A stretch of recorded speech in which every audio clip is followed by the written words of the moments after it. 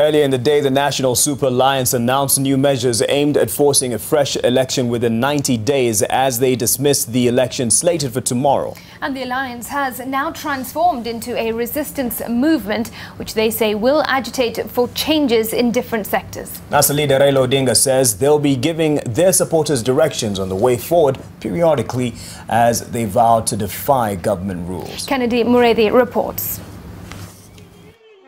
Uhuru Park was the stage for the final NASA rally before the disputed repeat presidential election. It is here that NASA followers trooped to listen to what was christened as a meeting on the way forward by their leader Raila Odinga. They had started streaming into the park from as early as 11 in the morning. For hours, they waited. When the leaders finally came, from today, we are transforming the NASA coalition into a resistance movement.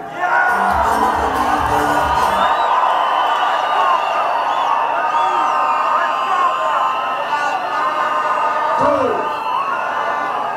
we'll embark on a national campaign of defense of a legitimate governmental authority and non-cooperation with all its organs.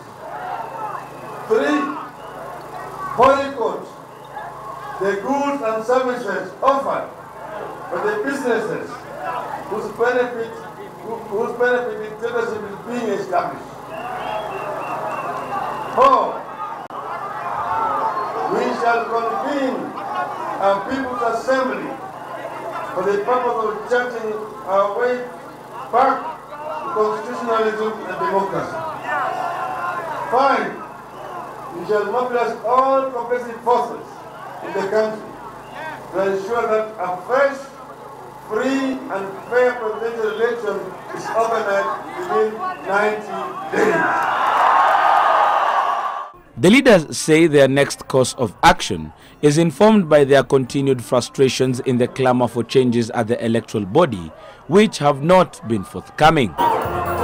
The no-show by some Supreme Court judges to rule on the way forward on holding of elections complicated their chances of postponing the elections, thus making them resort to other avenues. Hatunaheshimu amri yoyote imetoka kwa Uhuru, kwa Ruto, kwa county commissioners,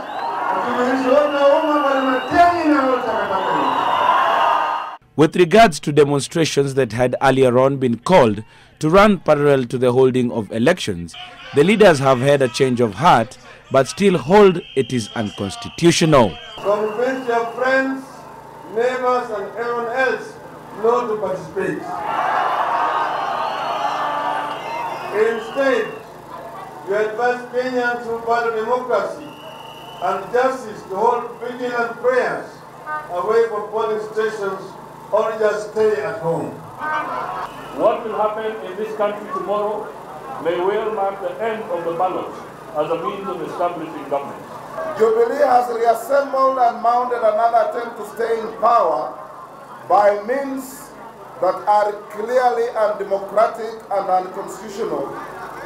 Like in August, Jubilee will tomorrow attempt to stay in power by force through a sham election.